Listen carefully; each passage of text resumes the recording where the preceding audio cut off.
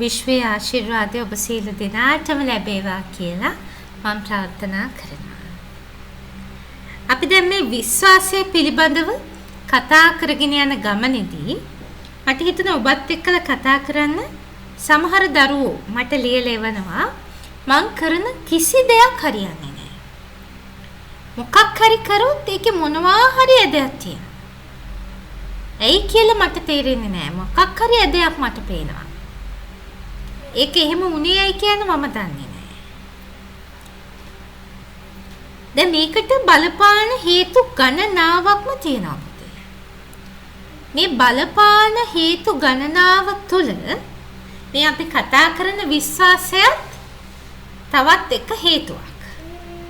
ඒ කියන්නේ විශ්වාසයේ මදිකම. දැන් අපි යම් කිසි දෙයක සාර්ථකත්වය කියලා කියන දේ නිර්වචනය ගැන හිතමු. සාර්ථක වුණා. මම යම් කිසි දෙයක් සාර්ථකව කරා කියලා කියන්නේ ඒකෙන් තමන් සතුටටපත් වෙන විදිහේ ප්‍රතිඵලයක් තමන්ට ලැබෙනවා. අපි හිතමු අපි විභාගයකට යනවා. අපි මේ විභාගයෙන් ඉහළම ලකුණු අරගත්තාම ඔන්න තමන්ට අපි හිතමු අපිට අවශ්‍යයි ඒකෙන් 85කට වඩා මාක්ස් ගන්න. එහෙනම් අපි 85කට වඩා ලකුණු 85කට වඩා මාක්ස් ගත්තා. ඒ ගත්ත එක අපි සාර්ථකව විභාගයට මුහුණ දුන්නා. විභාගයේ මට ලේසි වුණා, මට වැඩි ලකුණු ආවා. ඒ නිසා මම සාර්ථකත්වයට ආවා. දැන් ඕක දිහාම බලන්න පුළුවන් අපිට පැති ගණනාවක්ම තියෙනවා. දැන් තව කෙනෙක් ඔබේ සාර්ථකත්වය ගැන කැමති නැති කෙනෙක් කොහොමද මේක දිහා බලන්නේ? එයාට ඕනේ ඔබ අඩු ලකුණු ගන්නවා දකින්න. එතකොට මොකද එයා හිතන්නේ? එයාට සාර්ථක වෙන්නේ කොහොමද ඔබ? ඔබේම ක්‍රියාවලිය බලන්න තව කෙනෙක්ට ඔබ වැඩි ලකුණු ගැනීම එයාට අසාර්ථක වෙනවා. එයාගේ හිතවිල්ලට අසාර්ථකයි. නේද? එතකොට අපේ හිතක් පුතේ මෙන්න මේ වගේ. අපේ හිතට පුළුවන් එක එක විදිහේ කෝණ වලින් අපි දිහා බලන්න. මේක සාමාන්‍යයෙන් අපේ හිතට නිකන් පුරුද්දක් විදිහට තියෙන දෙයක්. ඒ කියන්නේ අපි එක එක පැත්තට ගිහිල්ලා බලනවා. දැන් මම මේකට හොඳම උදාහරණයක් කියන්නම්. දැන් ඔබේ දරුවා අපි හිතමු විභාගයට සූදානම් වෙනවා. මේ විභාගයට සූදානම් වෙනකොට දැන් ඔබට ඕනේ දරුවා සාර්ථකව මේ විභාගයේ ජය ගන්නවා දකින්න. හරිද? එතකොට දැන් ඔබ හැමතිස්සෙම ප්‍රාර්ථනා කරන්නේ අම්මා කෙනෙක් තාත්තා කෙනෙක් විදිහට මගේ දරුවට ඉහළම ලකුණු තියෙන්නට ඕනේ. ඒකනේ ඔබ ප්‍රාර්ථනා කරන්නේ. මගේ දරුවට ඉහළම ලකුණු තියෙන්නට ඕනේ. දැන් අපි හිතමු ඔබේ දරුවගේ ඉගෙනීම සඳහා මොනවා හරි ක්‍රමයකට ඔබේ දරුවගේ ඉගෙනීම ගැන එච්චර සතුටු නැති දරුවා හොඳට ඉගෙන ගන්න දරුවෙක් නම් එච්චර සතුටු නැති තව කවුරු හරි කෙනෙක් ඉන්නවා. ඒ කෙනා බලාපොරොත්තු වෙන්නේ ඔබේ දරුවා අපි හිතමු ශිෂ්‍යත්ව විභාගය කියලා. අපි සම්පූර්ණ පොදු ප්‍රශ්නයක් පිළිබඳව මේ කතා කරන්නේ. එතකොට එතෙන්දී ඒ කෙනා බලාපොරොත්තු වෙනවා අපිට හිතෙනවා ඒ කෙනා බලාපොරොත්තු වෙනවා දරුවා ෆේල් වෙනකන් තමයි ඒ කෙනා. දැන් අපි ඔය කියන්නේ ඔය අපිට ඇහෙන්නේ පුතේ සමහර තැන්වල සමහර අය කතා වෙනවා එයා බලාගෙන ඉන්නේ ඒක අසාර්ථක වෙනකම්මයි දරුවා ෆේල් වෙනකම්මයි කියලා ඔය අපිට ඇහෙන්නේ. දැන් ඒකත් ඔබේ හිතේ තියෙනවා. ඔබේ දරුවා විභාගයට සූදානම් වෙනවා. ඔබේ සම්පූර්ණම බලාපොරොත්තුව දරුවා ඊටාම හොඳ ප්‍රතිඵලයක් ගන්න එක. හැබැයි ඔබ හිතනවා අර කෙනා මේ විදිහට හිතනවා ඇති. අර කෙනාට මෙහෙම හිතනවා ඇති. කියලා දැන් ඔබ නෙගටිව් ෆීලින් එකක් එහෙමත් නැත්නම් ඍණ හැඟීමක් තමන්ගේ හිතට දාගත්තා. ඔක ඔබට නොතේරී කෙරෙන දෙයක්. අරයා නම් මෙහෙම තමයි අපි ගැන හිතනවා ඇත්තේ. දැන් පුතේ මේ අරයා කියන කෙනා කවුද? එයා කොහොමද හිතුවේ? එයා තමයි මෙහෙම හිතන්නේ මම නෙමෙයි කියන එක ඔබේ මේ යටි හිත නැත්නම් ඔබේ මේ ඔබට අවශ්‍ය දේ සිද්ධ කරන විශ්වාසයේ ගොඩනගන ඔබේ මේ ආධ්‍යාත්මික ශක්තියත් එක්කලා නැඹුරුතාවයක් තියෙන මේ සියලු දේ සිදු වෙන ක්‍රියාවලිය තුල අරයා තමයි හිතන්නේ මෙයා තමයි හිතන්නේ එයාට තමයි හිතුනේ කියන එක එයා දන්නේ නැත්තේ. මේ සිද්ධි දාමයේ තුල ඔබේ යටිහිත ඔබේ උඩුහිතට හිතෙන දේ හරි විදියට පණිවිඩය ගන්න නැති බව ඔබ හොඳටම මතක තියාගන්න ඕනේ. එයා දන්නේ මගේ දරුවා ෆේල් වෙයි.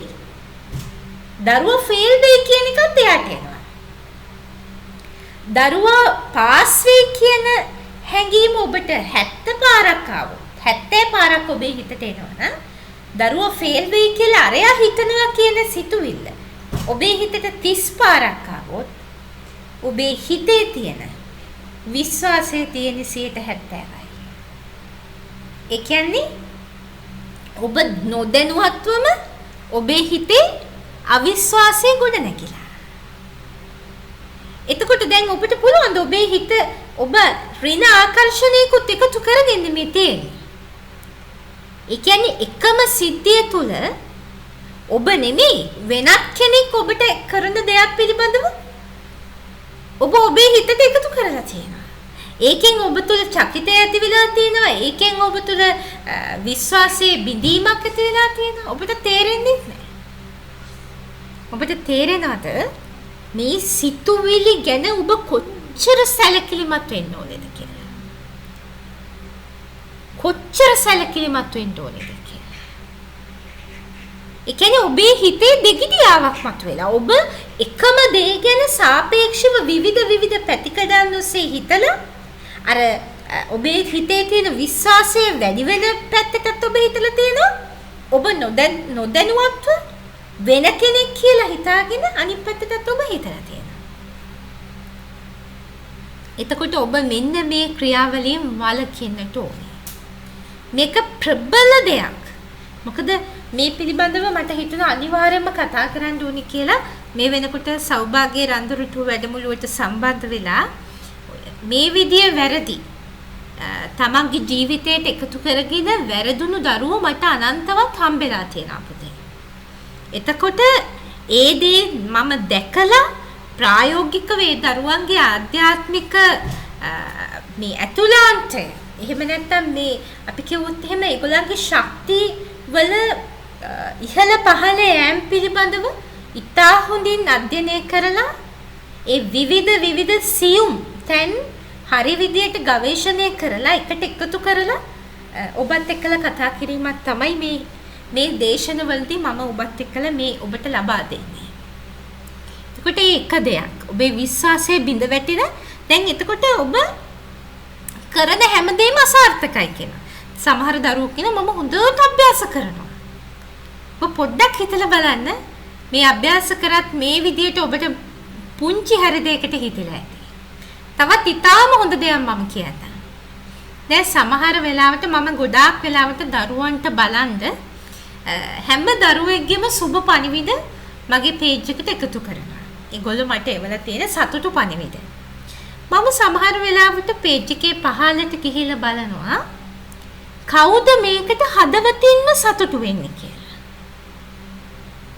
හදවතින්ම නිකන් නෙමෙයි. ඔබ මේ සුබ පණිවිඩයක් දැකපු ගමන් මම දන්නවා ඔබට හිතෙන්නේ අනේ යාට නම් හම්බෙලා තියෙනවා මට තාම නැහැනේ. ඒ කියන දේම තමයි ඔබට හිතෙන්නේ. එයාට නම් හම්බෙලා තියෙනවා මට තාම නැහැනේ. අපි හිතමු ඔබේ ළඟම මිතුරියට පළවෙනි දරුවා ලැබෙනවා. ඔබට තාම දරුවෝ නැහැ. එතකොට ඔබේ ළඟම මිතුරියට දරුවා ලැබෙනකොට ඇත්තටම සතුටු වෙන්නේ නැහැ. ඔබට හිතෙන දේ තමයි එයාට නම් හම්බුණා මට තාම නැහැනේ. මේක සම්පූර්ණයෙන්ම වැරදි දෙයක් පුතේ. ඒ කියන්නේ මට තාම නැහැ කියන එක තව ඔබ තීව්‍ර කරනවා. දැන් දරුවන්ගේ දැන් ඔබ වගේම මේ අභ්‍යාස කරලා සතුටු පණිවිඩ එවන අයගේ ඒ සතුට දැකලා ඔබට ලැබුණා වගේ සතුටු වෙන්න පුළුවන් නම් අනේ මට තාම නැහැනේ මටත් මේක කවද්ද ලැබෙන්නේ කියන අවිනිශ්චිතතාවය ඔබේ ඇතුළාන්තය තුල ගොඩනගා ගන්නේ නැතුව ඔබට පුළුවන් නම් අනේ කොච්චර හොඳයිද මේ විදියට ලැබුණා කියලා මට හරි සතුටුයි. මේක ඇත්තට මෙයා කොච්චර සතුටු වෙනවද? දැන් පුතේ ඔබ එවන හැම පණිවිඩයක්ම මට ලැබෙනවා. මට ස්ක්‍රීන්ෂොට්ස් විදියට හැම පණිවිඩයක්ම ලැබෙනවා. ඒ හැම පණිවිඩෙම මම කියවලා ඒ දරුවට ලැබෙන සතුටට වඩා මම සතුටු වෙනවා. ඒ දරුවා මම දැකලත් නැහැ. දැන් මේ ඔබට මේ හැම මාර්ගයම කියලා දෙන්නේ මම මේ කවුරුත් දැකලා නැහැ. මේ මගේ මේ channel එක වටා එකතු වෙලා ඉන්න 2,50,000කට ආසන්න පිරිස මම දැකලා නැහැ පුතේ. හැබැයි මම දන්නවා මේ රටේ මේ ලෝකේ කොතන කවුරු හරි මේකේ උදව්වක් ලබා ගන්නවා කියලා. ඊට පස්සේ එයා ඒ දේ ලබාගෙන ඒක හරි විදියට කරලා එයා මට පණිවිඩයක් එවනවා. එයා මං දන්නෙත් නෑ මට කිසිම නෑකමක් ඇත්තෙත් නෑ. හැබැයි එයා මාව විශ්වාස කරපු දරුවෙක්. එච්චරයි මම දන්නේ. ඒ දරුවා සතුටු වෙනවට වඩා ඒ පණිවිඩය කියලා මම සතුටු වෙනවා. ඒක මගේ හදවතටම දැනෙන දෙයක්. මට ලොකු සතුටක් දැනෙනවා. මම කොච්චර හොඳයිද මේ දරුවා දැන් සතුටින් ඉන්නේ. ඒ දරුවාගේ ප්‍රශ්නේ දැන් විසඳුණානේ කියන සතුට මට දැනෙනවා. සමහර දේවල් තියෙනවා සමහර දරුවන්ගේ වගාව සාර්ථක කරලා වගාව සාර්ථකව හදාගත්ත වගාවේ ෆොටෝස් මට එවනවා. ගොඩාක් වෙලාවට මම ඒ දේවල් බලනවා. මට දැනුනොත් මේක මේ දරුවට කරන අයහපතක් මේක මේ සාමාන්‍යයෙන් මම වගාව පිළිබඳව දාන්නේ නැහැ. වගාවේ ෆොටෝස් ගොඩාක් අඩුවෙන් තමයි දාන්නේ. ගැටලුවක් ඇති වෙන්නේ නැත්නම් තමයි එකතු කරන්නේ. ඒක දැකලා මට ඕනේ නෑ ඒක මේ මිනිස්සුන්ට පෙන්නලා ඒකෙන් ක්‍රෙඩිට් එකක් ගන්න නෙමෙයි ඕන. මම ඒක දැකලා මට ලොකු සතුටක් දැනෙනවා. ඒ සතුට ඔබ තුලත් එකතු කරන්න තමයි මම ඒක පේජ් එකකට දාන්නේ දරුවෝ මේක දැකලා Tamanට ලැබුණා කියලා. ඒ ෆීලිං එක ඒක දරුවන්ට තදින් දැනෙනවා. මට ලැබුණා වගේ තමයි මමත් හරිම වාසනාවන්තයි. ඒ විදිය ෆීලිං එකක් දරුවෝ ගනී කියන බලාපොරොත්තුෙන් තමයි මම මගේ මේ Facebook page එකට මේව දාන්නේ. කියන්නේ ඒක දරුවන්ටම දැනෙන්න ඕනේ. සුබ පණිවිඩය. ඒ සුබ පණිවිඩය තුල ඔබ ජීවත් වෙනවා. ඔබට ලැබුණා කියලා ඒ හිතන මොහොතක් වාසාම පුතේ ඔබේ ආධ්‍යාත්මික ශක්තිය ඉහළනවා. ඒක ඒ විදියටම සිද්ධ වෙනවා. එතකොට මේකත් ඔබ සිද්ධ කරන ඔබ නොදැනුවත්වම සිද්ධ කරගන්න වැරදි ඍණ ශක්තිය එකතු කරන අවස්ථාවක්. මේකත් ඔබ හදා ගන්නට ඕනේ. ඊළඟ කාරණය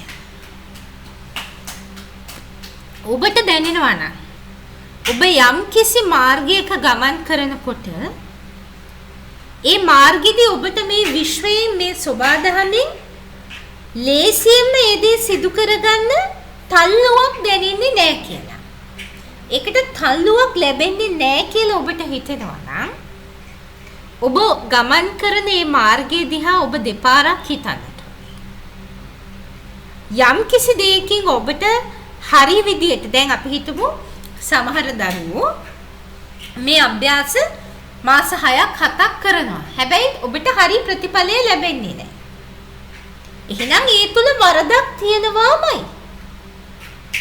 ඔබ ඒක මාසෙන් වටහා ගත්තා නම් සති දෙකෙන් වටහා ගත්තා නම් ඔබට ඒකට මම උදව් ලබා ගන්න පෙළඹුණා නම් ඔන්න ඔබ හරි මාර්ගයට පෙළඹිලා තියෙනවා. දැන් සමහර දරුවෝ මට කියලා එවන දෙයක් තමයි මම අභ්‍යාස කරන්න පටන් ගත්තා. හැබැයි මට හරියට අභ්‍යාස කරන්න බැරි වුණා. එක දවසක් රෑ මම ඔබතුමියව දකින්න මට කියලා එවනවා. මම දකින්න හීනේ. මගේ අතින් අල්ලගෙන එක්තරා තැනකට එක්කගෙන ගියා. දරුවෝ මට කියලා එවලා තියෙනවා. ඒ කියන්නේ ඔබට මේ විශ්වයෙන් පරිවිදේ වෙනවා. ඔබ යන්නේ වැරදි පාරේ. ඔබ හරි තැනට යමු වෙන්න. ඒ වගේ ඔබට ඒක යම් ඉඟිවලින් තේරුම් යනකොට ඔබ ගමන් කරන මාවත තුල ඔබ හරිම මාවතේ නෙමෙයි ගමන් කරන්නේ. ඔබේ වෙනසක් ඕනේ. පුතේ යම් කිසි දෙයක් ඔය සමහර සම්බන්ධතාවලදී දෙමව්පියන්ට දැනෙනවා මේක හොඳ දෙයක් නෙමෙයි. සමහර සම්බන්ධතාවලදී මේකෙන් ඉවත් කරන්නට ඕනේ. සමහර වෙලාවට ඒක හරියනවා. දෙමව්පියන්ගේ කැමැත්ත ගන්නම බැරි සම්බන්ධතා. දරුවෝ හිතුමනාපෙට කරගත්තොත් සමහර වෙලාවට අවුරුදු 2-3ක් ගිහිල්ලා ඒ සම්බන්ධතා බිඳ වැටෙන වෙලාවල් තියෙනවා. ඒ කියන්නේ ඒකට මේ විශ්වයෙන් ආශිර්වාදය ලැබෙන්නේ නැහැ. ඒක සිද්ධ කරන්න ගොඩාක් බාධක වෙනවා.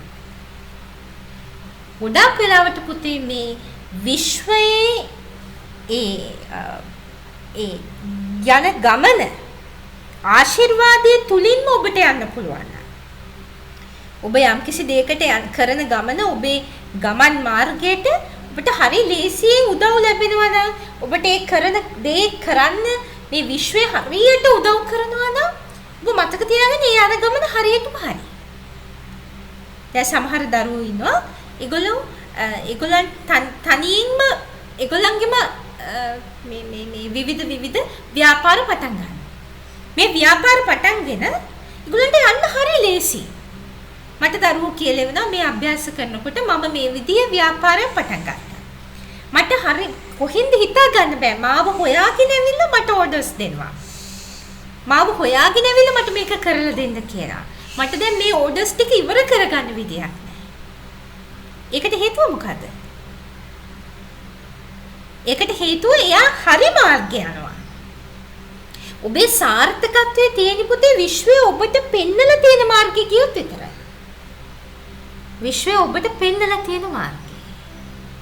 ඒක ඔබ හොඳට ඔබේ මොලේ තියාගන්න ඕනේ. ඔබේ මතකේ, ඔබේ මනසේ ඔබ ඒක අර ගලින් කෙටු අකුරක් විදිහට තියාගන්න ඕනේ. අපි හිතමු ඔබ ඉගෙනගෙන තියෙන මෙඩිසින් කියලා. නමුත් ඔබට ඒක ස්ට්‍රෙස්ෆුල්. ඒක පුදුමාකාර පීඩනයක් නම් ඒකෙන් ඔබට ලැබෙන හැම වරප්‍රසාදයක්ම ඔබ අතහැරලා ඔබට කැමති මාර්ගයට ආවට මම මොන වරදක්වත් කියන්නේ නැහැ. ඊට වඩා ඔබට හිතට සැනසීම දැනෙන චිත්‍ර ඇඳලා ගන්න. ඔබ සතුට තුල ජීවත් වෙන්න ඒ සතුට තුලින් ඔබට පුදුමාකාර මෙහෙයක් කරන්න හැකියාව ලැබේ.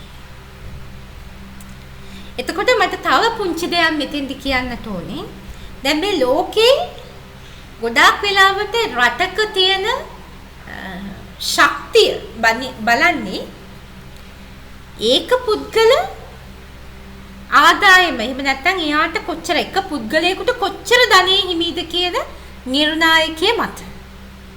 හැබැයි දැන් වෙනකොට මේ යථාර්ථය තේරුම් ගත්ත රටවල් බලන්න පුරුදු වෙලා ඉන්නවා ඒ රට කොච්චර සාර්ථකයිද කියන එක ඒක පුද්ගල සතුට මත.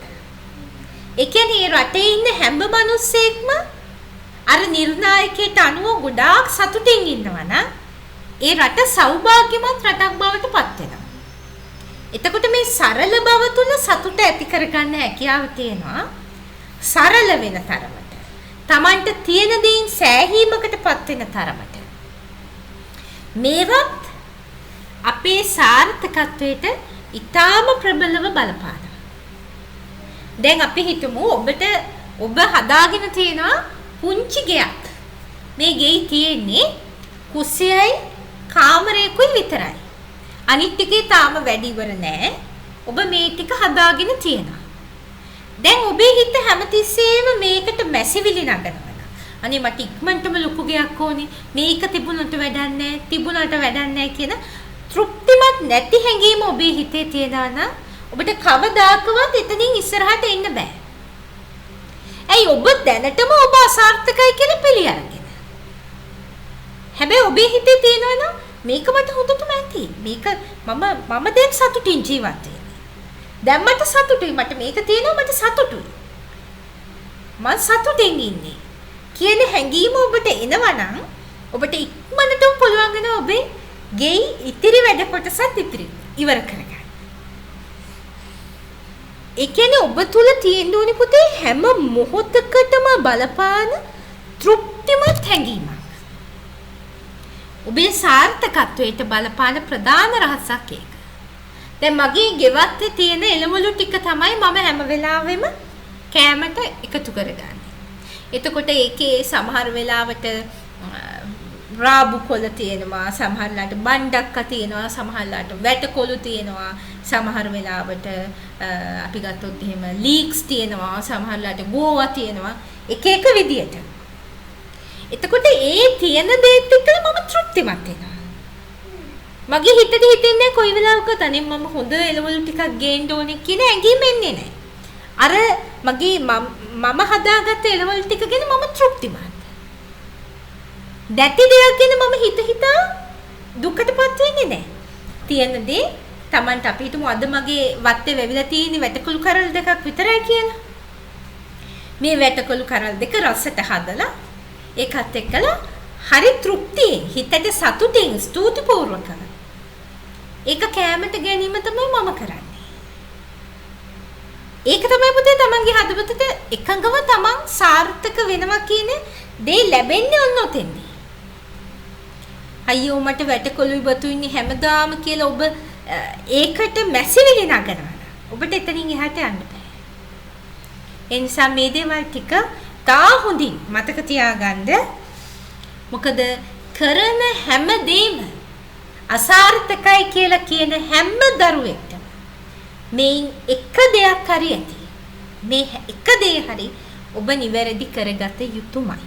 ඒ වගේම ඔබේ අසාර්ථකත්වය ගැන ඔබටම මැසිවිලි නගන එකත් නවත්ත ගන්නට ඕනේ. ඔබ කොච්චර අසාර්ථක මිනිසෙක් වුණත් මුළු ලෝකෙම ඔබට ඇඟිලි දික් කරත් ඔබ අසාර්ථකයි කියලා ඔබව දකින්න ඕනේ මෙන්න මේ විදියටම පමණයි. ඔබ කිසිම දෙයකින් සැලෙන්නේ නැතුව ඔබ සාර්ථක මිනිසෙක් විදියටයි ඔබ ඔබේ මනස තුල ඔබව තියාගන්නට ඕනේ. ඒක තමයි අනිත් ප්‍රබලම දේ. එහෙනම් මම හිතනවා මේ වීඩියෝ එකත් ඔබට පුදුමාකාර ශක්තියක් ඔබේ ජීවිතයට එකතු කරන්නට සමත් වෙන්න ඇති කියලා. මට ඕනේ පුතේ ඔබ හැම දිනෙකම නිවැරදි මාර්ගයට යොමු කරවන්න. ඒ තුලින් ඔබේ ජීවිතයේ සතුට, සැනසීම, සෞභාග්‍ය එකතු කරගන්න. ඒකට තමයි මේ හැම පුංචි කාරණයක්ම දිග කරලා, ලොකු කරලා ඔබට පෙන්නලා දීලා ඔබ ඒකත් එක්කලා කටයුතු කරන්න ඕනේ කොහොමද කියන එක ගැන කියලා දෙන්න. මේට අමතරව දරුවන්ගේ ආධ්‍යාත්මය තුළ විවිධ ගැටලු තියෙනවා. ඒවට උදව් කරන්න තමයි සෞභාග්‍ය රන්දොරටු වැඩමුළුව තියෙන්නේ. දසදහස් ගණනින් දරුවන්ට මුදල් වාසනා, ඉඩම්, නිවාස, එතකොට වාහන සිහින, මේ සියල්ලම සැබෑ කරපු කිරි සිහින, සැබෑ කරපු වැඩමුළුව ඔබට අවශ්‍ය නම් සම්බන්ධ වෙන්නට පුළුවන්. විශ්වයේ ප්‍රබලතම ප්‍රතිඵලදායීම සොඳුරුතම විශේෂක්ති වැඩමුළුව සෞභාග්‍ය රන්දොරටුව ඔබට අවශ්‍ය නම් සම්බන්ධ වෙන්න පුළුවන්. ඒ වගේම ඔබේ ආධ්‍යාත්මික සහකරු සොයා ගන්න ඔබේ මනස පුහුණු කරන වැඩමුළුව, ආදර වැඩමුළුව, මේ දෙකටම ඔබට සම්බන්ධ වෙන්නට හැකියාව තියෙනවා. ඒ වගේම අනිවාර්යයෙන්ම ඔබ මේ වෙනකොට මේ 2021 කියලා කියන්නේ අමුතුම වර්ෂයක්. මේ වර්ෂය තුල ඔබට තියෙනවා අභියෝග. මේ අභියෝග වලට සාර්ථකව මුහුණ දෙන්න නම් ඔබ අන්තර්ජාලයට පිවිසලා ඉන්න ඕනේ. අන්තර්ජාලය තුලින් ඔබේ උපේම මාර්ගය ඔබ සකස් කරගෙන ඉන්න ඕනේ. ඒකට උදව් කරන වැඩ ඇත්තටම කිව්වොත් පාඨමාලාව තමයි අන්තර්ජාලයෙන් මුදල් ලිපීමේ විශ්වාසවන්ත ක්‍රම සහිත පාඨමාලාව. ඔබට අවශ්‍ය නම් ඒකට සම්බන්ධ වීමේ හැකියාවක් තියෙනවා. ඒ වගේම සෞභාග්‍ය පරිගු කට්ටලේ සහ පුෂ්පපාංග මණික ධනාකර්ෂණ පුෂ්පරාග මණික ඔබට නිවසටම ගෙන්වා ගැනීමේ හැකියාවක් තියෙනවා. මගේ අභ්‍යාසවලදී පුතේ මම මේ දෙක අනිවාර්යයෙන්ම නිර්දේශ කරනවා. හේතුව තමයි ඔබේ ආධ්‍යාත්මික ශක්තිය ඒකාකාරීව පවත්වාගෙන යන්නේ නැතුව මේ කිසි දෙයක් ඔබට කරන්න බෑ. ඒකට මේ විශ්වයේ ප්‍රබලතම ශක්තිය අපි ආකර්ෂණය කරගන්නට ඕනේ. ඒකට අපිට තියෙන ප්‍රබල අවිය තමයි මේ දෙක. ඒ නිසා සූර්ය ශක්තියෙන් බලවත් කරපු මේ දෙක ඔබ තුල තියෙන්නට ඕන ඔබ අභ්‍යාස කරද්දී. ඒ නිසායි මම නිර්දේශ කරන්නේ දරුවන්ට ඒකත් ලබා ගැනීමේ හැකියාව තියෙනවා. නිවැරදි විදියට නිවැරදි පැහැයෙන් යුක්තව ඒක ඔබ භාවිතා කිරීම කළ යුතු නිසා. එතකොට මේ හැම දෙයකම ඔබ ශාරාජී සිම්පල් ලයිෆ් FB page එකට ඉන්බොක්ස් පණිවිඩයක් එකතු කරලා අවශ්‍ය සහාය ණයොමකින් ලබා ගැනීමේ හැකියාව තියෙනවා.